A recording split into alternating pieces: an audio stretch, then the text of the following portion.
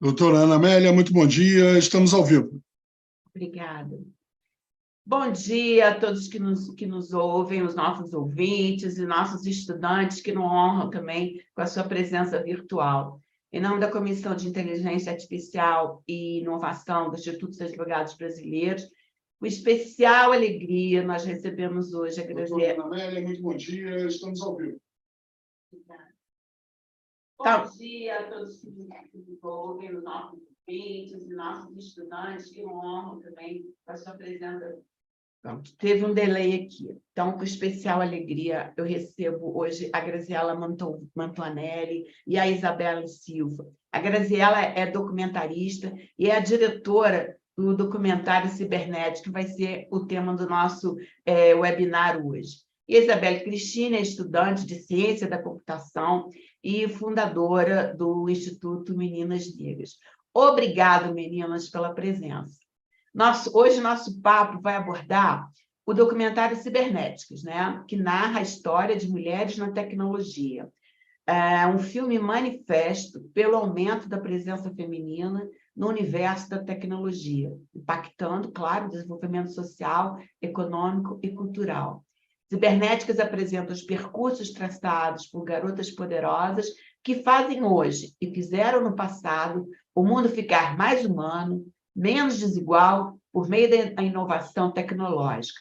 Uma reflexão sobre a presença das mulheres no ecossistema que controla modelos de vida no mundo contemporâneo. Passo a palavra à Graziela, que vai nos contar tudo sobre o documentário, sua inspiração e descobertas. Olá, bom dia, Ana. Boa tarde, boa noite. Não sei se pode ser que as pessoas vejam isso depois, né? Eu estou muito contente pelo convite de estar aqui, pelo IAB. É sempre muito bom a gente poder ter a oportunidade de falar um pouquinho do nosso trabalho, e eu acredito muito que é nesses encontros que a gente vai evoluindo, entendendo mais, às vezes até ressignificando coisas que a gente faz no trabalho, né? Porque quando a gente está imerso, criando alguma coisa, às vezes a gente se dá conta de alguma coisa depois, e às vezes muito durante essas trocas, né? Então, estou muito contente de estar aqui. Obrigada. Você pode começar a falar do seu documentário. O Cibernéticas, ele chegou para mim de uma maneira meio inusitada. Esse desafio, você topa fazer esse filme? Eu venho de um lugar muito as ideias sempre partem dos meus desejos pessoais, assim, né? Eu, sei lá, eu quero fazer um filme sobre isso, aquilo e tal, e o Cibernéticas chegou meio assim de sopetão para mim, com um convite, e eu aceitei o desafio. E a primeira coisa que eu falei assim, meu Deus, o que eu vou falar, né? Tecnologia, eu mexo no celular, eu faço as coisas assim, eu sou meio metida, mas não é a minha área, né? E durante todo esse processo de desenvolver o projeto e tal, eu entendi que, independente se era questão da área de tecnologia, se era outras áreas, tinha algo que eu poderia falar com muita tranquilidade, que é essa questão do espaço da mulher, né? Quanto que a gente luta pelos nossos direitos e o quanto que ainda tem muito trabalho para ser feito. E foi muito interessante, assim, sabe? Eu entrevistei muita gente, muitas mulheres incríveis, com histórias de vidas muito interessantes, né? Então, assim, além do filme, tem essas 7 pessoas, né? Que doaram as suas histórias para a gente conseguir estar discutindo sobre esse tema tão importante. Eu ainda entrevistei 18 mulheres que vão entrar num podcast, que a gente está ainda trabalhando nele, e daqui a pouco vai ser lançado. Então, assim, durante todo esse papo, essas conversas, essas entrevistas, eu fui me aproximando muito desse universo, né? E entendendo assim o quão criativo é esse universo, né? Porque tem esse estereótipo, né? Que é uma coisa técnica, que é uma coisa fria, mas não, é um universo poroso, muito criativo. E conforme eu fui pesquisando, assim, eu fui entendendo que todas as pessoas que estão dentro desse universo assim, foram muito incentivadas durante a sua infância, foram incentivadas criativamente para brincar, para construir coisas, assim, um universo muito lúdico e criativo, né?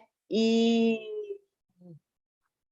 isso era muito caro para mim, né? Como artista, eu acredito profundamente no estímulo dessa criatividade, no estímulo dessa construção, né? Deixar o ser humano mais poroso ao outro, ao universo, né? E enfim, e daí eu fui entendendo assim quão próximos são essas duas áreas, né? E eu fui me sentindo mais confortável para trazer esse lugar quente, né? Muita gente fala assim, nossa, você trouxe uma poesia para o filme. Eu falei, pois é, mas é porque tem, né? Porque tem isso, eu queria trazer isso da área, né? E também eu fui entendendo ao longo do processo que, óbvio, tem muito estigma, né, com mulher dentro da área de tecnologia, da área de exatas, na ciência, né? Isso é uma tecla que está se batendo muito, que se bate sempre, falando que mulher pode estar em qualquer lugar, tem capacidade de fazer o que ela quiser e o que ela puder. E ao longo do processo de entrevistas, assim, eu fui entendendo o quanto que a menina, durante a escolarização e a educação, ela é massacrada. Então, já desde... Não é que a gente não tem mulheres na tecnologia, porque as mulheres não entram na faculdade, porque não conseguem. É porque falta estímulo desde o ensino fundamental, né? Qualquer coisa é uma construção. Então, um filho de músico vive com a música dentro de casa profundamente, né? Então, a chance dele ter não precisa ser um músico profissional, mas a chance dele ter uma intimidade com um instrumento, com uma música, é muito maior do que uma pessoa que nunca viu um instrumento e, de repente, eu quero ser um pianista, né? Então, tem uma coisa de você ter acesso e você, além de ter acesso, você ser estimulado, né? Então, eu sinto que tem uma segregação ainda, né? A gente está em 2023, ainda tem muita segregação, né? Daquilo que a menina consegue, não consegue fazer dentro da escola, do que ela pode, do que ela não pode fazer dentro da escola, né? E uma coisa que eu acho muito, muito interessante, né? Que dentro da sociedade a gente vai estudando e vai indo, e a gente vai ficando encaixotado, né? Encaixota, e vai, e fecha, e agora você tem que seguir essas regras, e é assim, é assado. E daí quando você entra para o mercado, a coisa que mais se fala é em inovação, e daí tem workshop de inovação, workshop de criatividade, e daí é um contrafluxo, porque você enquadra a pessoa a vida inteira. E daí, quando chega lá com seus 25, 30 anos, 40 anos, você precisa ser inovador, você precisa desencaixotar, entendeu? Para você existir, você precisa sair da caixa. Só que, ao mesmo tempo, a sociedade não ajuda. Então, assim como a sociedade não ajuda a ter as meninas chegando, aquelas que são estimuladas dentro de casa e chegam na faculdade, elas terminam, né? Então, Daí vocês também me... Eu não sou... Eu acho que é importante eu falar uma coisa... Eu não sou especialista da área de tecnologia, né? Eu sou uma documentarista. Então, eu documento aquilo que eu enxergo, aquilo que eu quero ressaltar, né? Tem um recorte ali, né? Óbvio que a gente tenta... Cada pessoa tem o seu trabalho e eu busco sempre recortar de uma maneira a levantar perguntas, a levantar discussões, para as pessoas chegarem às próprias conclusões. Então, eu falo aqui... Ai, vocês estão me ouvindo? Acho que acabou a bateria do meu fone. Tá bom? Então, é um pouco isso, assim, né? Eu não sou especialista, eu sou um olhar de fora que levanta as questões e que vê algumas coisas.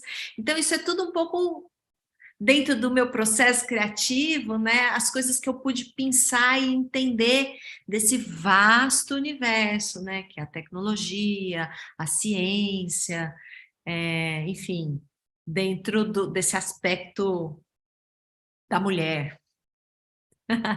Falei muito, né? Não, tá ótimo. Você vai passar você vai dar uma degustação do filme para gente? Ah, é verdade. Eu devia ter começado com o trailer, né? Ah, não, mas vai ficar ótimo. Adoro a música. Eu vou passar também. o trailer do filme. O que ela quiser, o que ela puder. E ao longo do processo,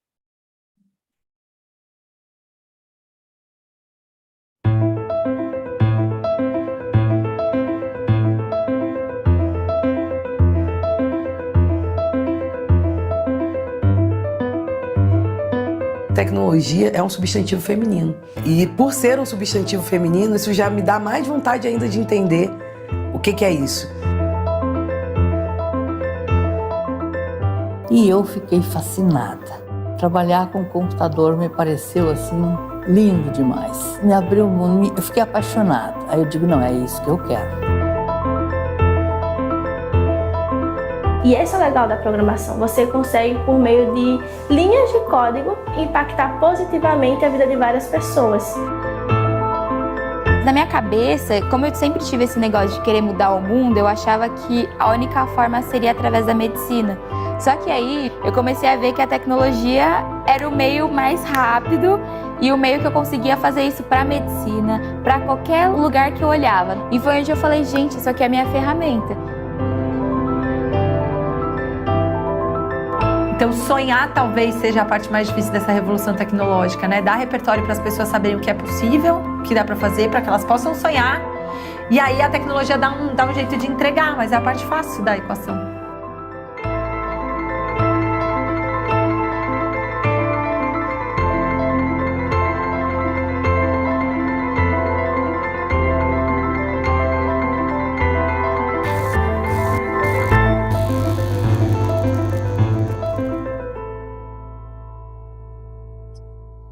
Dá muita vontade de ver o resto, né? Graziela, olha, o seu documentário, além de ser lindo, né? Eu acho que a gente não precisa falar essa exclusão, né, tecnológica, também foi na sua abordagem, né? Não fomos criadas para isso, né? E mulheres na TI, então, a Isabel vai falar isso, como é que é mais difícil. E o seu tema, você deve saber, ou você não sabe, o seu documentário está na ordem do dia da ONU. O tema da Mulher de 2023 da ONU, olha que lindo, por um mundo digital inclusivo, inovação e tecnologia para a igualdade de gênero. Está alinhado com o tema prioritário da Comissão da ONU sobre a situação das mulheres, inovação, mudança tecnológica e educação na era digital, para alcançar a igualdade de gênero e o empoderamento de todas as mulheres e meninas. Isso é de março de 2023, né? Ou seja, você está up to date, né? E esse seu olhar, mesmo não sendo da da área, o olhar de fora é muito importante também, porque às vezes você pensa, às vezes não tenho certeza que você consegue pensar nuances que às vezes quem está dentro não consegue nem perceber, não é? Então, eu te agradeço muito. Vamos ouvir agora a Isabelle, não é? E depois a gente continua o nosso bate-papo aqui. A Isabelle, gente, ela é estudante de ciência da computação e é fundadora do Instituto Meninas Negras, né? meninasnegras.org. Então, ela vai contar para a gente, a Isabelle, queremos ouvir sua história, sua participação no documentário também. Primeiro, obrigada pelo espaço, obrigada Grazi, obrigada Ana Amélia, principalmente por, acho que, trazer essas discussões à tona.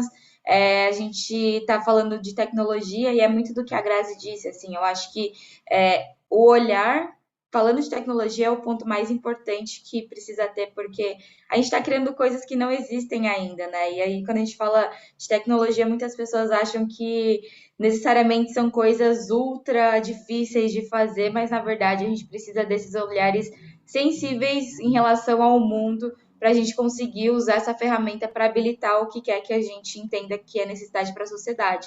E eu acho que na minha história, esse olhar foi algo muito construído pela minha mãe, e aí eu fui crescendo, tendo vivências diferentes, e isso me fez ir para a tecnologia, porque eu entendi que era onde eu poderia construir todas essas ideias que eu tinha na cabeça, todos esses olhares, entender como que eu poderia transformar ideias em projetos em realidades, e tudo isso em mudança para o mundo, né? Então, contando um pouco da minha história, eu sou uma menina de uma história muito comum, na verdade. Eu venho do Grajaú, que é um extremo sul da periferia aqui de São Paulo, um lugar de altíssima vulnerabilidade social.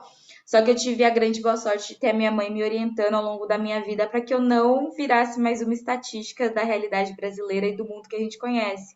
Então, a minha mãe me incentivou muito em relação aos estudos. Ela me alfabetizou em casa. Então, quando eu tinha 2 anos e meio, 3 anos, assim, minha mãe já estava fazendo um processo super robusto, assim, de alfabetização, mas sempre muito lúdico também. Então, quando eu conto que a minha mãe começou a me alfabetizar na cidade, todo mundo fica, nossa, mas que precoce, nossa, mas queimou muitas etapas e tal, mas na verdade as minhas memórias iniciais são muito, tipo, colando feijão no papel, brincando com tinta. Então, a minha mãe teve essa sensibilidade de, desde muito pequena, desenvolver a minha criatividade.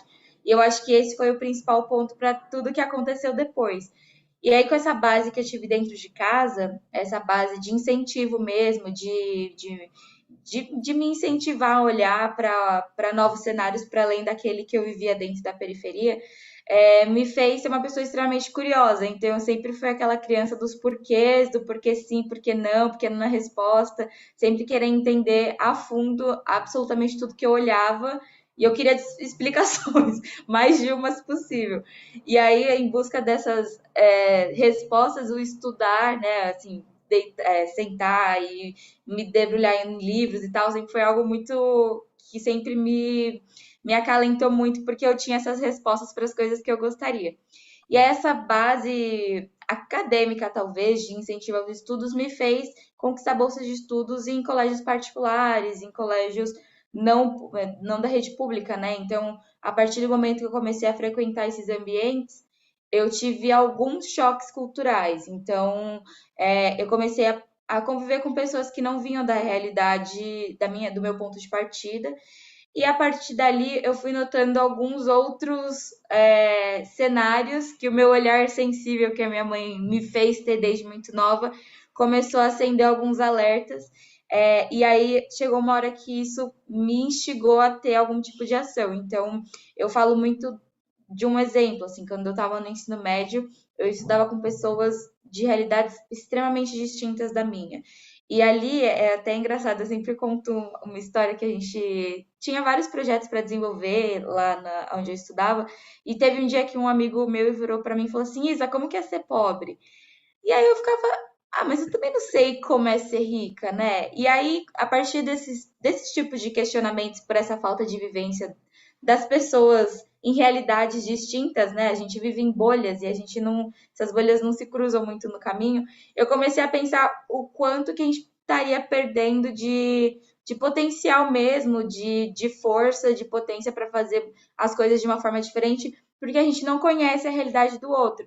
Eu tive a chance de conviver em outros cenários, por sendo bolsista, e aí esses choques, assim, me fez me questionar por que eu tô numa situação hoje que eu consigo, se eu tenho um sonho, eu consigo transformar isso num projeto e ver caminhos para fazer isso acontecer, e por que a minha vizinha não tem, por exemplo. Então, um fato que para mim foi muito marcante foi aos 13 anos, eu sempre tive o sonho de estudar fora do país, de fazer intercâmbio, só que era algo muito distinto da minha realidade.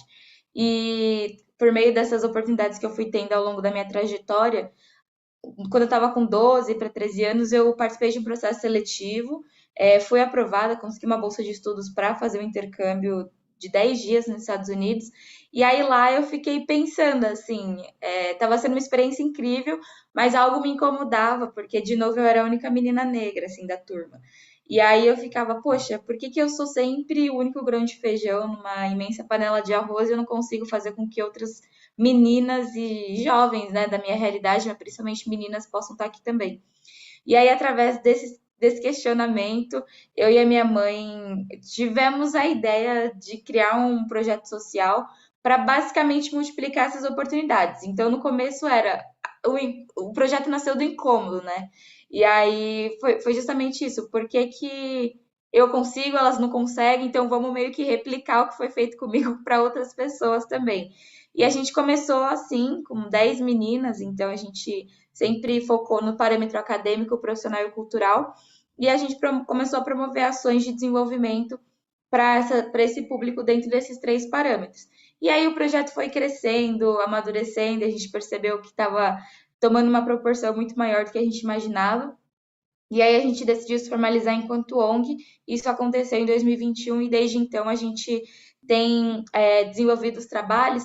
E aí onde que a tecnologia entra dentro disso, né? Ao longo dessa trajetória, o que a gente mais notou foi que o mundo está no meio de uma revolução massiva, né? Em todos os aspectos que a gente possa imaginar, que é a 4ª revolução industrial, né? A revolução tecnológica. E esse público que a gente trabalha é um público que não tem acesso a quase nenhum tipo de informação, assim, quando a gente fala não só de oportunidades, mas o que é que está acontecendo para além do que eu vejo aqui no meu bairro, além do que eu vejo aqui no meu dia a dia. E quando a gente pensa em tecnologia, todos os trabalhos, quase todos que a gente conhece, vão ser ressignificados de alguma maneira. Então, já tem até estudos que mostram que até 2030, 85% dos trabalhos não vão existir mais. Da forma que eles estão hoje, muitos outros vão surgir. Mas quem é que está preparando as pessoas para esse novo cenário? A gente precisa desenvolver algumas habilidades com a criatividade no início de tudo isso, como ponto primordial, porque a gente está vivendo no futuro incerto, a gente não sabe o que vai acontecer e a gente precisa desenvolver essas pessoas. Então, hoje, nosso foco principal é desenvolver esse público para que eles consigam ser esses profissionais não só do futuro, mas do presente já, porque isso já está acontecendo agora. E quando eu entendi a conexão desses 2 pontos, assim, de mudança social, de tecnologia, e de fazer as coisas de uma maneira que possa beneficiar mais as pessoas, foi onde eu me entendi como uma agente de transformação dentro do mundo de tecnologia. Eu até conto no filme, assim, que eu sempre quis ser médica, que quando eu era criança, meu sonho era, tipo, rodar o mundo descobrindo todas as curas das doenças, assim, porque eu queria que ninguém sofresse, assim, sabe? Eu não queria ver pessoas pobres sem ter acesso a uma saúde de qualidade e tudo mais, mas eu não tinha consciência concreta de como fazer isso, né? E aí, quando eu cresci, eu entendi que tecnologia era um caminho para eu poder viabilizar esse tipo de solução. E eu me apaixono a cada dia mais, sabe? E só juntando com o que a Grazi falou para a gente poder abrir a discussão aqui, eu acho que essa coisa de, tipo, a gente realmente... Um dos pontos que me incomodou muito ao longo da minha formação, assim, eu ainda estou estudando computação, ainda passo muito por isso, e são questionamentos que eu tenho a todos os momentos, é exatamente essa ideia de formação, né? O próprio nome já diz, a gente está se botando em forma. Então, na hora de escolher, por exemplo, o que você vai fazer, é muito... É violento a gente perguntar para uma criança, por exemplo, o que você quer ser quando você crescer? Tipo, qual é a forma que você vai escolher, sabe, entrar? Porque a gente justamente para o futuro ser incerto, para a gente estar construindo tudo isso, não tem muito uma resposta, um caminho. A gente precisa ter esses olhares de várias formas para poder conectar. Então, um exemplo aqui, a gente está falando por um público da área do direito, imagino que seja a maior parte das pessoas que estão assistindo a gente precisa se questionar, assim, como que a tecnologia entra no direito, como que uma coisa se beneficia da outra, quais são as oportunidades que a gente tem, ao invés de olhar só como uma ameaça, né, que normalmente a gente, no mundo, acho que a gente vive num sistema que a gente precisa analisar como a gente está hoje, para onde a gente quer ir, e como a gente viabiliza caminhos em conjunto, né, de uma forma criativa e potente, e aí para ter potência precisa ter pessoas de todas e qualquer tipo de realidades em conjunto para pensar essas novas formas de viver e de criar esse sistema que a gente vive junto, para a gente poder encontrar os caminhos mais adequados mesmo, para que todas as pessoas vivam com mais qualidade, vivam melhor, porque no fundo é isso que a tecnologia quer propor se a gente saber dosar corretamente, né? Que é melhorar o que já existe ou criar coisas para fazer o presente melhor. Então, eu acho que a gente, tendo isso em mente, facilita muito do nosso entendimento sobre o que ainda é muito visto como uma tela preta cheia de código verde. Não é sobre isso, é sobre criar caminhos, né? Depoimento lindo, né? Que a Isabelle deu, né, Graziela? Menina, quantos você tem? 20. É muito novinha, né? Não? Sou fã da Isa. Isso. Mas é muito linda a tua história, a história com a sua mãe. Como você falou, né, Graziela, tem que ter educação. A Isabelle teve essa educação, né, desde o começo para seguir esse caminho, né? E esse caminho do Instituto Meninas Negras, Isabelle, está também de encontro com a prioridade global da Unesco, que é a igualdade de gênero. Você está vendo que tudo desse documentário tem a ver com ONU e Unesco, né? A diretora começou ela criou agora a educação para meninas e mulheres nas carreiras científicas, que se concretiza na iniciativa Educa STEM 2030, né? Que é o movimento Educa STEM, movimento global de meninas na mulher na educação e carreira em STEM para sociedades inclusivas e sustentáveis. A diretora da Unesco no Brasil, a Marlova Noleto, gravou um vídeo, depois você entra no Insta dela, né? Aliás, da Unesco. Desejamos que cada vez mais meninas possam desenvolver conhecimentos, habilidades, atitudes e comportamento necessários para a construção de sociedades inclusivas e sustentáveis. Decifrar o código Meninas e Mulheres em STEM, né? Que é a educação STEM, que é um movimento que propõe um ensino baseado nas ciências, né? Disciplinas específicas de ciência, tecnologia, engenharia e matemática, integrada numa abordagem interdisciplinar inovadora. Ou seja, vocês estão vendo que vocês estão pelo caminho certinho, né? É por aí, né? Eu tenho, sabe, meninas, uma experiência, como você falou, nós estamos no mundo dos advogados, né? Eu não acho que não é nem experiência, na verdade, foi uma missão, né? Quando começou o processo eletrônico, processo judicial eletrônico, sem saber onde é que eu estava, eu fui escalada para promover a inclusão digital dos advogados, ou seja, há uma classe extremamente burocrata, mas não pela classe, pela própria essência do direito, não, mas do processo judicial, né? Então, você fala para o advogado que ele não vai mais assinar com a sua caneta, ele vai assinar com a certificação digital. Você fala para ele que ele não tem mais que ir ao fórum. Então, foi um rompimento de paradigma que eu gostaria de ver um sociólogo falando sobre isso, né? Porque antes da pandemia, Graziela, já não tinha ninguém em fórum, né? Por quê? Porque o processo eletrônico não fecha, né? E entender até, claro, tem defeito como toda tecnologia, né? Dá pau, fecha, né? Ou seja, mas é uma profissão tão formal que a tecnologia conseguiu fazer foi uma transformação, foi uma revolução. Tanto que quando chegou a pandemia, não houve solução de continuidade. Por quê? Porque a gente sabia como é que era. Aí tudo aquilo que estava parado desde 2015 no CPC, que trouxe audiência virtual, tudo aconteceu.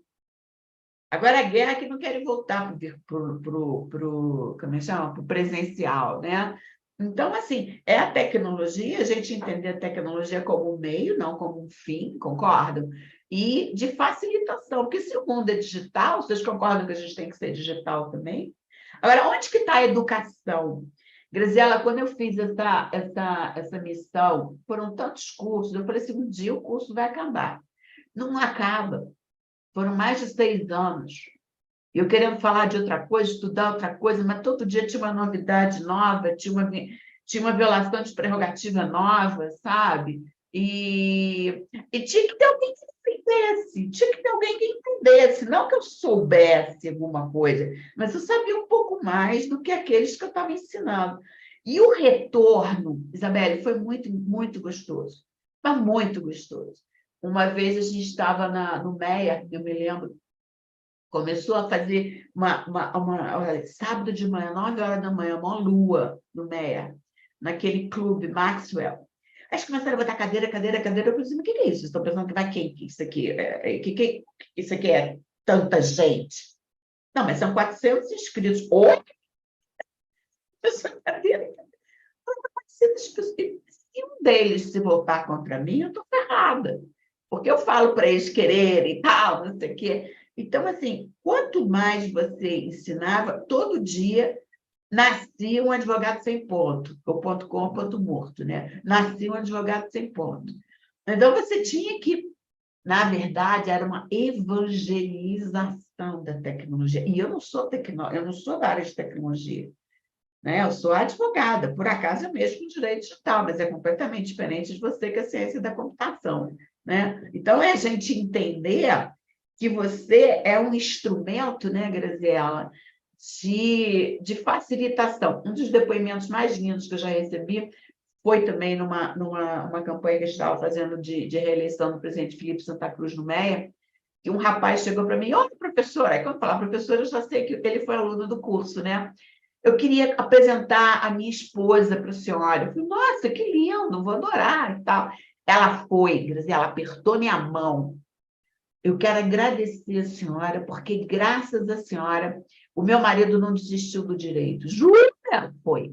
Foi nas aulas da senhora que estavam gravadas. Se ele hoje continua na advocacia, né, no exercício da advocacia, foi porque a senhora, tipo assim, ensinar a tocar o enter, né? Aí a gente foi descobrir, estou contando uma história para vocês que tem tudo a ver com a inclusão também, que não adiantava eu falar de PDF se as pessoas não sabiam o que era um PDF. Eu tive uma vez me perguntaram quem inventou o PDF, né? Eu não sabia dizer. Então, a gente teve que fazer curso de informática básica para advogado. Ou seja, hoje a advocacia é uma das profissões mais, como é que eu vou te falar, mais digitais. Por quê? Porque o Poder Judiciário ficou digital, né? Então, são experiências pessoais que a gente vai passando, sem você... E eu fiz, Graziela, o Brasil todo, você acredita? Em Rondônia, eu tenho uma sala com o meu nome, Sala de Inclusão Digital Ana Amélia Mena Barreto. Olha, e eu viajei muito, eu achei bacana você, sem ter se preparado para isso, você ser um instrumento de mudança, né? Olha aqui, meninas, temos uma pergunta aqui de Cristiano da Silva Tenório no YouTube. Qual o maior desafio enfrentado pelas mulheres dentro da realidade tecnológica com relação a tantas desigualdades sociais enfrentadas no Brasil?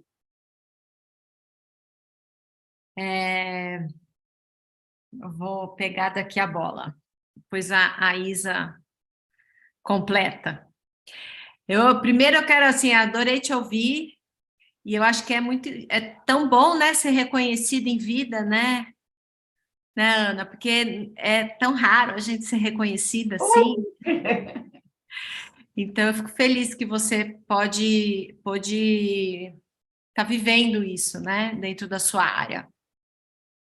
E eu acho que o maior desafio enfrentado pelas mulheres dentro da área de tecnologia é o mesmo desafio enfrentado em qualquer área. Na área de direito, na área de audiovisual, na área de finanças, é o mesmo enfrentamento. A gente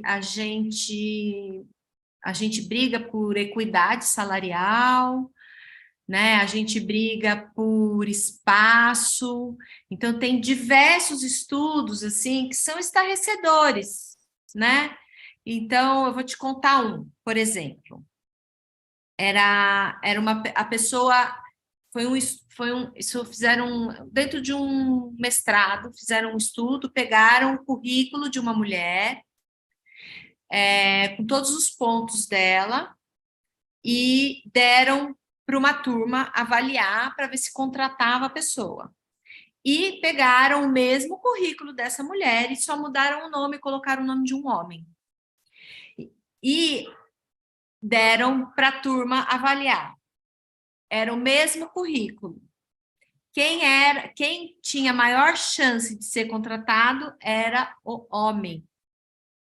Né? Eu acho que assim tem uma questão cultural de impedir as mulheres de entrarem nos espaços.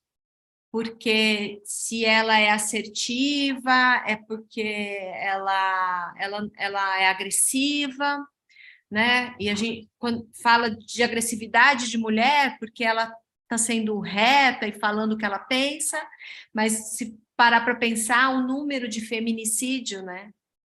Daí vamos combinar quem é o agressivo aqui, né? Quem que está nessa escala de agressividade? Então, eu não consigo separar por área.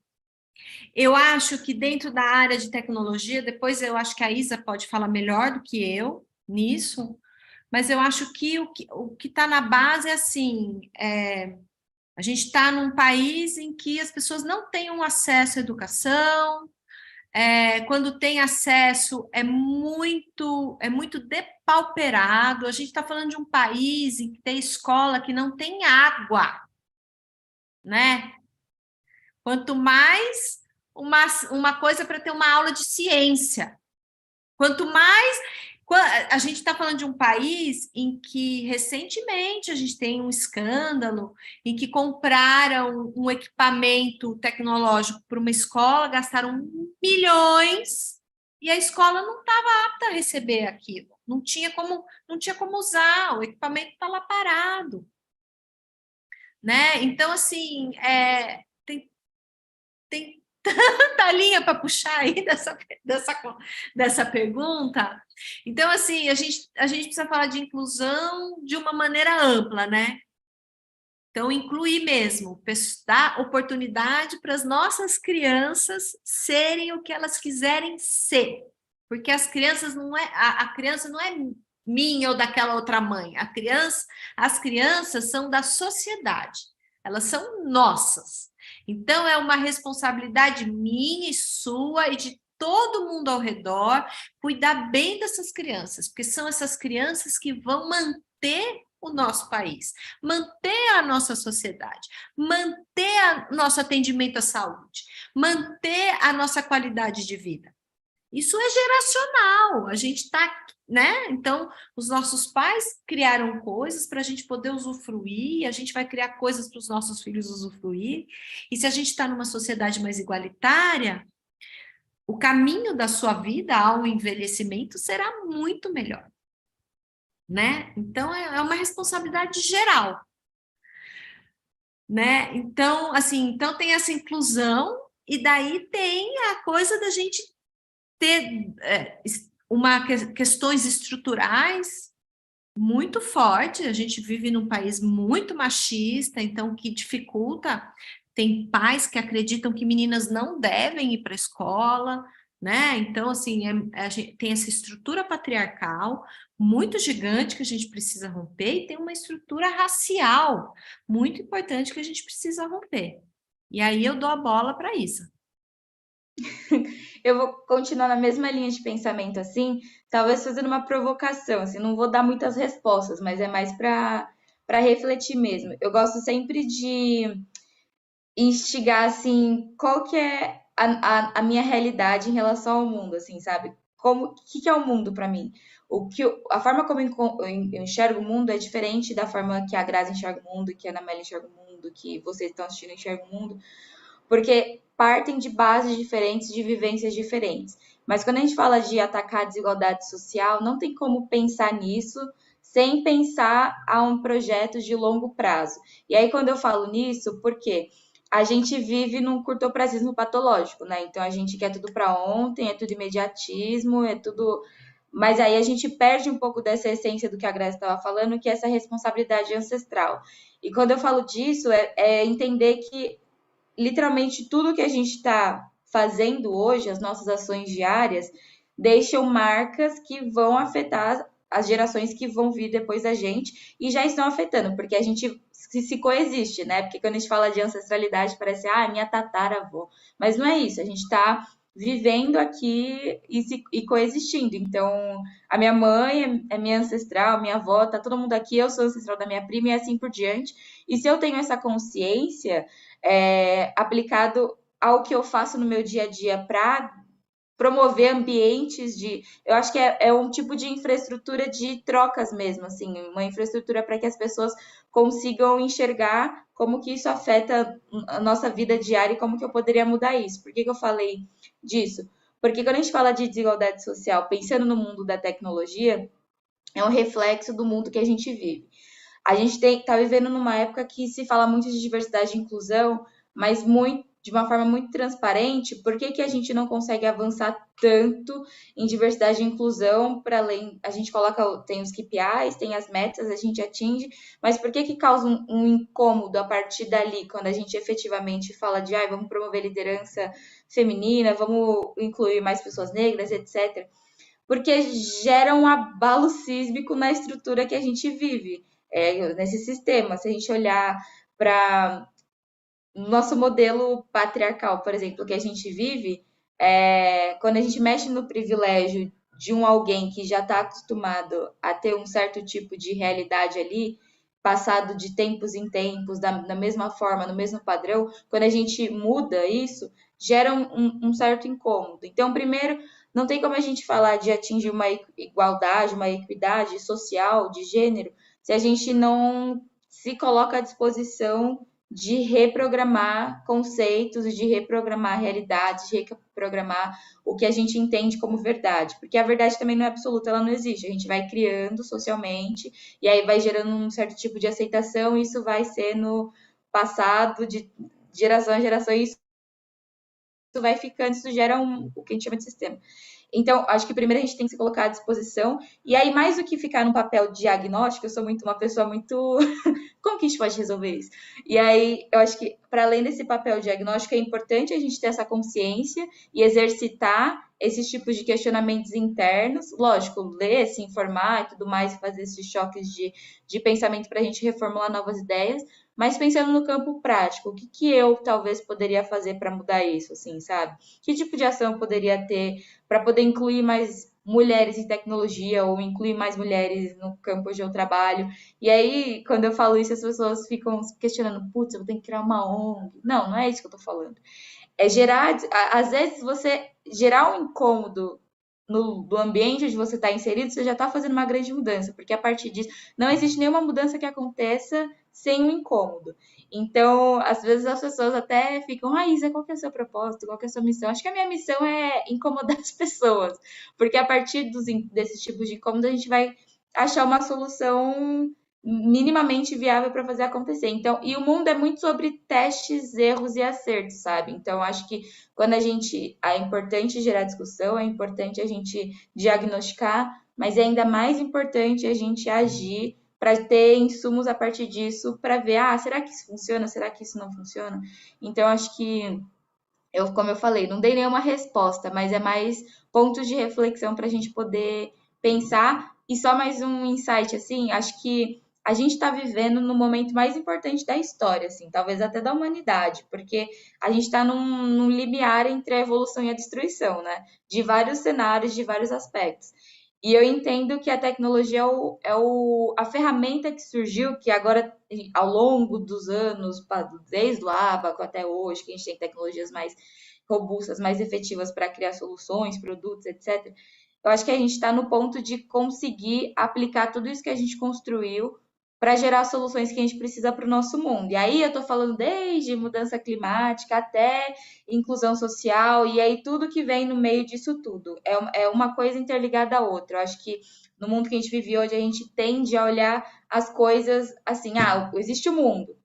Aí existe a desigualdade social aqui, uma bolinha orbitando em torno disso, aí existe a mudança climática, aí existe as questões raciais, não existe isso. É tudo junto, tudo ao mesmo tempo, é tudo acontecendo interconectado. Então, se a gente tem esse pensamento, já facilita muito para a gente pensar e pensar como que a gente usa o momento atual, presente, o agora, para realmente aplicar tudo que a gente precisa. E aí, até falando do meu lugar de fala, assim, enquanto juventude também, a gente vive a geração com o maior número de jovens da história, assim, nunca houveram tantos jovens como existe hoje. Falando de Brasil, mais especificamente ainda, assim, a gente vive o boom da juventude, assim, nunca teve e nunca vai ter também, porque se a gente olhar para o futuro, essa geração atual não vai ter tantos filhos como antigamente as famílias costumavam a ter. E aí, de uma perspectiva econômica, isso é muito preocupante, fazendo um contraponto com essa realidade da tecnologia, da revolução tecnológica.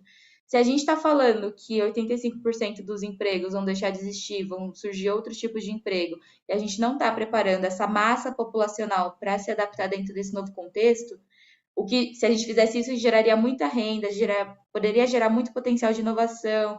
Enfim, se a gente não está fazendo isso, perdendo essa oportunidade, o que vai ser do Brasil e de todos os países? Porque é uma dor global, não é uma dor pontual. Como é que a gente vai projetar assim, o futuro, o desenvolvimento, se a gente não está olhando para esse grande ponto de atenção? Existem todos os pontos que a gente está falando aqui, de desigualdade e tudo mais, mas existe esse ponto que a gente precisa realmente olhar. E aí, se a gente junta tudo isso, é desesperador, mas aí é um papel nosso de fazer soluções para isso acontecer. Então, só joguei vários pontos de reflexão, mas eu entendo que tecnologia tem um papel muito importante. E juntando só o que a Ana Amélia e Grazi estavam falando, que eu não sou de tecnologia, eu sou de uma outra área. Eu acho que a gente precisa enxergar a tecnologia como algo transversal a todo tipo de área. Acho que não existe muito de... Assim, eu sou da área de computação porque eu faço curso de computação, eu sei programar, eu sei gerar programa. Isso é uma habilidade técnica, sabe? Mas eu sinto que todos nós, precisamos enxergar a tecnologia como algo paralelo a todo e qualquer tipo de formação. E eu acho que talvez esse seja o maior erro hoje da educação, porque a gente vive uma educação que vai propagando padrões dos séculos passados, literalmente. Então, eu vejo amigos meus que estudam em algumas universidades mais tradicionais que fazem o mesmo curso que o avô fez há 1000 anos atrás, assim. Então, a gente precisa ressignificar as pessoas que estão à frente também da educação. Porque por que a educação se mantém da mesma forma? Se a gente for parar para pensar, sem querer me estender muito, a desigualdade nasce muito do formato educacional que a gente tem. Porque é a cabeça de tipo, deixa eu entrar nas melhores universidades para me formar e a partir disso entrar nas melhores empresas ou as melhores oportunidades de emprego. Só que isso não faz muito sentido nos dias de hoje. Então, por que manter esse tipo de estrutura? Se a gente pode, se a resposta mais efetiva para soluções é englobar a amostra populacional, o contexto mais abrangente para poder contrapor as ideias ali e gerar soluções mais efetivas. Então, são pontos para a gente refletir e eu acho que a resposta está justamente entender o sistema que a gente vive hoje, entender qual seria um caminho viável e criar as pontes para fazer isso acontecer da forma mais efetiva. Eu quero continuar a provocação aqui. Claro. Porque enquanto a Isa estava falando, Tem uma frase do Tom Zé que eu acho que é de profundo conhecimento, eu acho que é genial, que ele fala assim: eu tô te explicando que é para te confundir, e eu tô te confundindo que é para te esclarecer. Exatamente. Maravilhoso. Ele é gênio. Até arrepiei. Porque, assim,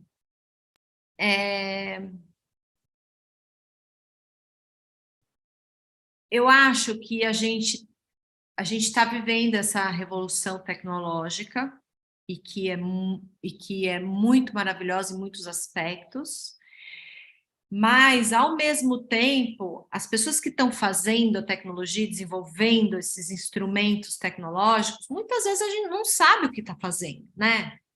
Então, hoje em dia, ninguém tinha a magnitude do que uma rede social ia gerar. Foi criada porque queria conectar os amigos, que não sei o que lá, não sei o que lá. Hoje em dia é o business que mais roda dinheiro, a sociedade está atrelada a eles em muitos aspectos, né? A gente tem questões importantíssimas do ponto de vista legislativo, legal, né? Que a gente não sabe lidar com isso. Então, tem uma coisa assim da velocidade de substituição,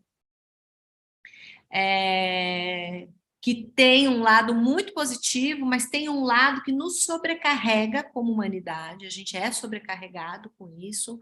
A gente antes... muitas das tecnologias que vieram nos tirar o peso acaba nos somando outros pesos. Então, se é mais fácil fazer uma coisa, então antes eu demorava 10 minutos para fazer uma coisa, agora eu demoro 30 segundos. Então, agora, o que eu vou fazer nesses outros 9 minutos e 30 segundos, né? Então, a gente acaba somando expertise e entra um pouco nessa coisa do trabalho, que eu também vi um estudo que, assim, que mostra que as pessoas não vão ter mais um trabalho ao longo da vida. Elas vão ter vários, né? Vão ter vários trabalhos, várias ações. E tudo isso eu trago assim, porque eu acho é maravilhoso, mas a gente precisa também questionar, né? Então, a gente vive um mundo que as pessoas acham ok fazer ameaças de morte porque está protegido pela tela, né? Chega na hora, ao vivo, a pessoa não vai. Ou chega num ponto em que a gente perpetua a informação e as crianças aprendem como fazer um ataque dentro da escola. Já se sabe que quanto mais você fala sobre esse assunto, coloca esse assunto em rede, mais ataque tem, porque as pessoas aprendem mimetizando. Isso é algo do humano. Então, tem uma discussão que eu queria colocar aqui, e daí eu vou provocar a Ana, que é dessa questão de ordem moral, sabe? Que a gente precisa discutir filosoficamente as ações da tecnologia no nosso cotidiano, dentro desse espaço que é um espaço de ninguém, né? Que é esse cyberspace, que é zona de qualquer coisa, né? Então, deixo a bola para você, Ana. Vamos lá. Deixa eu só ler uma coisa, eu vou falar. Deixa eu só ler uma coisa aqui agora para a Isa. Tem um ouvinte nosso, o Cristiano da Silva Tenório, ele dizendo que, na verdade, faltam políticas públicas de real alcance. É verdade, né?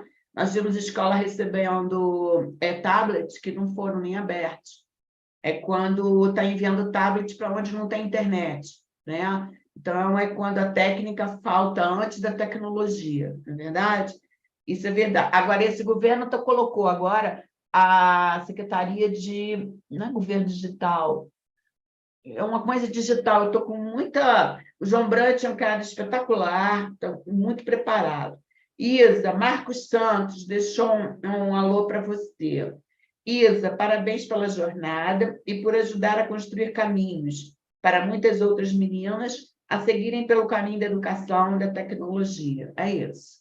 Respondendo à sua provocação, Graziela, olha só, a gente tem que ser agente de transformação para desenvolvimento de novas habilidades, né? O que a gente está vivendo hoje é o seguinte: ética e moral virou total flex, tá? Essas pessoas que estão por aí, nessas fake news, parece que nada pega nelas. As pessoas são dotadas de uma verdade absoluta porque elas creem naquilo, né? Eu me lembro de uma frase muito interessante que se adapta, encaixa bem nesse tipo de galera, né? Comigo não há nada, não há nem pode haver. Se houver, não surte efeito, e se surtir, não tem valor. É isso, nada pega em mim, não é verdade?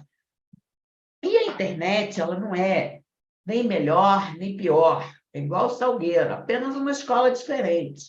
Então, aquilo que a gente vê de ruim no ser humano, que o ser humano tem o seu lado ruim, né? Se amplifica na rede. Então, é preciso que haja profissionais do direito, da filosofia, da sociologia jurídica, que pensem o global, tá? Nós estamos vivendo hoje um momento, em termos de regulação, muito importante, né? Primeiro, a regulação das redes, né? E algumas frases eu gosto muito. Não é liberdade de expressão, não é liberdade de xingar, né? Então, e se você não faz isso, achar que o ambiente online é um ambiente aberto, né? Então, a regulação das redes. E também um assunto muito importante, que agora pegou um viés importante, que é sobre inteligência artificial. Não é? A Itália baniu o GPT. Né? Baniu o GPT. Ai, vem os arautos da liberdade sem fim. Não, não é isso. É liberdade com responsabilidade. Você viu a foto do Papa Pop? Ele todo de branco? Não, maravilhoso, o Papa Pop. Taco branco, assim, super estiloso, entendeu? Maravilhoso. E era uma inteligência artificial, não era ele. E tanto que os estudiosos, eu tenho que achar para te mandar isso, pediram para parar a IA. Vamos entender isto primeiro. São estudiosos. E eu achei maravilhoso, porque a tecnologia ela não é culpada por nada, né? O culpado é o uso que se faz dela. Entendeu? Então, quando a gente dá aula, fala para os alunos, eu falo assim, gente, deixa uma coisa antiga lá de trás, moral e ética. Ou você tem ou você não tem. Não dá para você ser uma pessoa com esses valores, né, no mundo offline e no online, por achar que você está com a capa invisível, né, com o manto invisível, você pode ser quem você quer. Eu acho que é um momento de transição em que a evolução drástica da tecnologia, que vem agora com a IA, vai nos trazer reflexões, sabe? Não é a tecnologia que é a culpada, volto a dizer. Né? São o uso que as pessoas fazem dela porque acham que estamos escondidos nisso, né? Eu acho que é um tema maravilhoso, acho que é um tema assim, de a gente colocar as meninas, as mulheres, porque as mulheres têm um olhar, não é nem melhor nem pior, não é isso? A gente tem um olhar diferente. A gente consegue fazer mais coisas ao mesmo tempo, a gente consegue ter olhares que a maternidade, que o feminino nos traz, né? E sobre esse nosso ponto, eu fiz um post outro dia dizendo que o poder judiciário é masculino, né? A advocacia também é masculina, né? Mas não adianta, porque hoje nós somos maioria, né? As mulheres advogadas são maioria, né? Então, espero que as meninas estão chegando agora estejam com mais gás do que a gente. A gente também tem gás, né? Mas elas estão chegando agora e querendo mais poder do que aquilo que a gente... Na verdade, eu nunca liguei para isso. Eu sempre cheguei nos lugares, sendo mulher ou não, mas é questão de temperamento, né? De dizer que nesse ambiente masculino do Poder Judiciário, no Supremo, Isabel, você acredita A mulher só podia ir de saia no plenário um pouco 20 anos atrás. Quem tirou isso foi uma ministra, porque não tinha nem banheiro no plenário para as ministras. Mas não podia ir de calça. A primeira mulher que foi de calça numa sessão plenária foi a maravilhosa ministra Carmen Lúcia. E eu postei a foto dela chegando com uma calça de seda lindíssima. Primeira vez, né? As deputadas e senadoras não tinham banheiro feminino.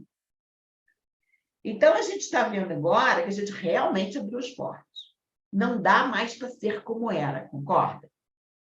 Nos eventos de advogado, outro dia desse uma turminha masculina fez um evento só de homem. Ele foi bombardeado, o evento foi cancelado. Então, você está vendo que as meninas estão começando a se rebelar também. Por quê? Você vai me falar que não tem meninas que sabem falar de qualquer assunto? Isso também cria uma segregação. Mulheres no direito digital. Mas o quê? É uma resposta de um livro, na verdade, sobre a presença feminina, né?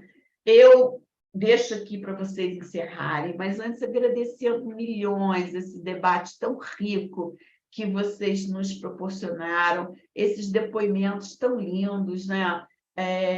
Graziela, avisa para a gente onde que vai ter, onde a gente vai poder ver se deu um gostinho, né? Uma degustação do documentário, o trailer, aonde vai passar. Isa, conta com a gente para qualquer coisa que vocês quiserem, né? Parabéns pela sua atuação, pelo Instituto Meninas Negras. Eu passo a palavra para vocês encerrarem. Eu que agradeço, muito feliz desse papo. Achei que foi pouco. Da próxima a gente conversa mais um pouco depois. Sempre tem muita coisa para falar, né? Eu agradeço, feliz aqui, e o filme ele vai entrar pelo canal Futura, você vai conseguir assistir no Globoplay.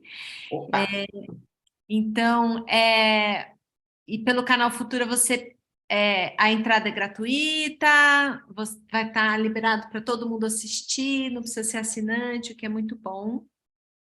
E daí, quando for... A previsão é que entre em junho, julho, mas a gente vai avisar nas redes quando estiver lançando. Então, daí, se vocês quiserem acompanhar, seguir a gente lá, pode seguir no meu Insta, Graziela, com aquele tracinho embaixo, Mantuanelli. Tem o Instagram da minha produtora também, que é a Deus Dará Filmes. Daí segue a gente lá que vai ficar sabendo das novidades. Ótimo, obrigada. Obrigada.